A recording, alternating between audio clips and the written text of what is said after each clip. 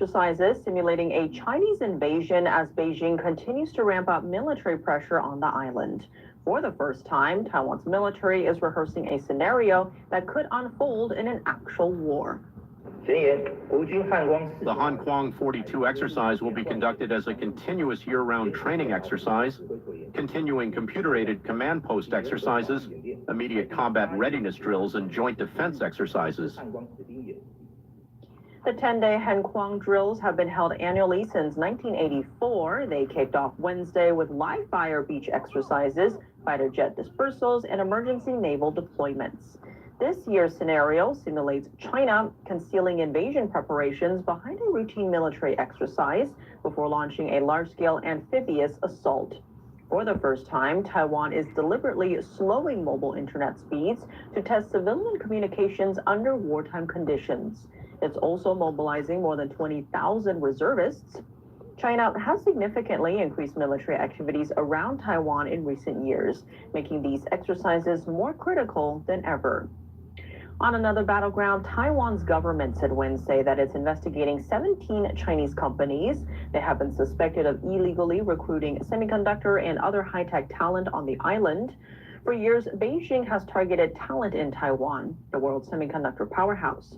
Many of the island's top semiconductor and high-tech professionals have been recruited by Chinese companies. Taiwanese authorities say Chinese companies often pose as Taiwanese or foreign firms, set up offices in Taiwan without approval, and try to illegally recruit local talent.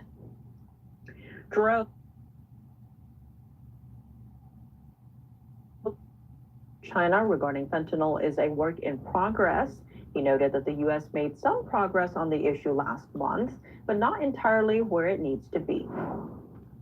Japan is taking a harder security stance in the Indo-Pacific. A new defense report calls China's growing military activity the country's biggest security challenge, drawing complaints from Beijing. Officials say Japan must respond with overall national strength, including stronger defenses and closer cooperation with allies. Japan's annual defense white paper says the regional security environment has become increasingly unstable since 2022. It points to China's military buildup, North Korea's weapons programs, and growing cooperation between those countries and Russia. Beijing has been expanding military operations around Japan and raising the risk of dangerous encounters.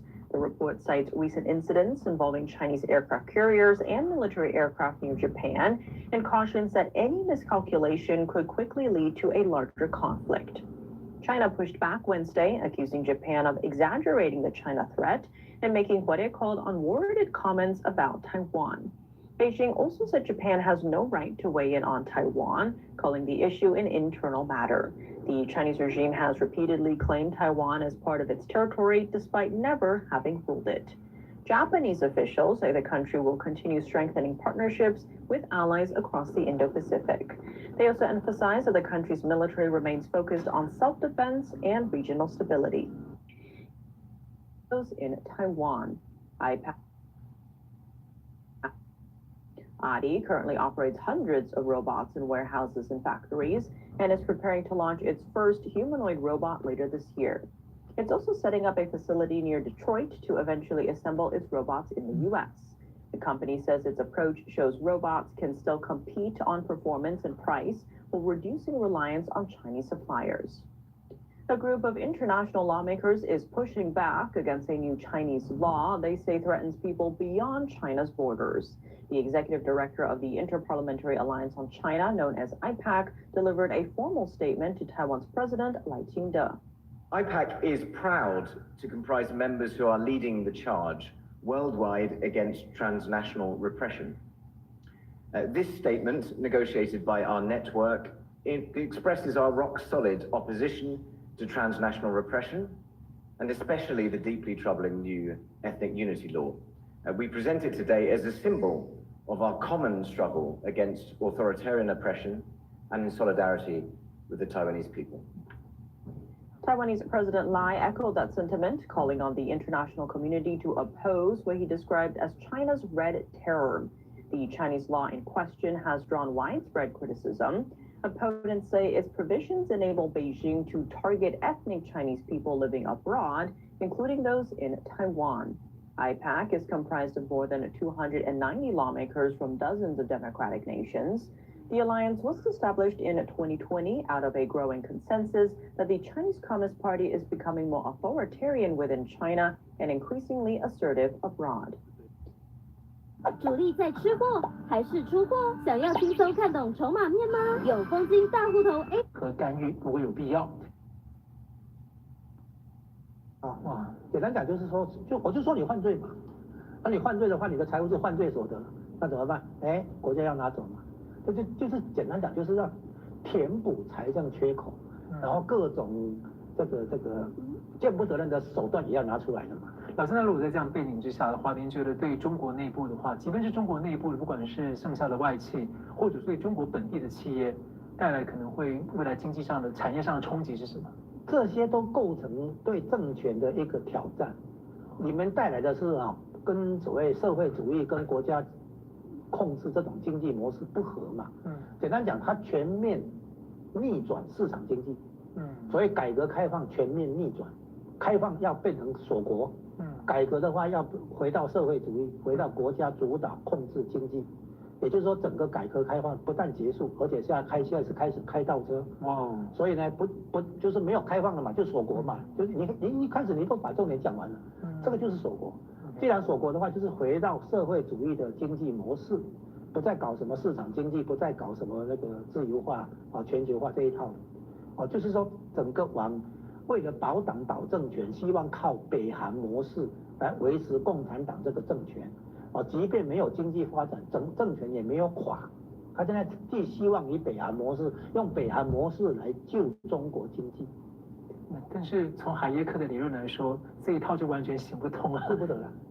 OK， 北韩模式摆在那里啊，北韩没有什么搞经济的，北韩就是社会监控，然后集权体制嘛，甚至于是家天下嘛。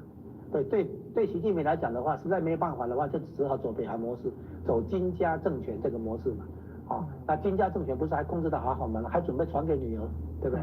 这个对习近平都有很大的鼓励，难怪习近平跑一趟北韩是这样。总而言之，现在中国的经济的确在开改革开放的倒车而且倒车的很严重就是不断的回到毛泽东路线。整个邓小平时代的改革开放不但结束，而且还要被取消。为什么？因为这些人民如果依赖市场不依赖政府的话，那共产党的政权怎么办？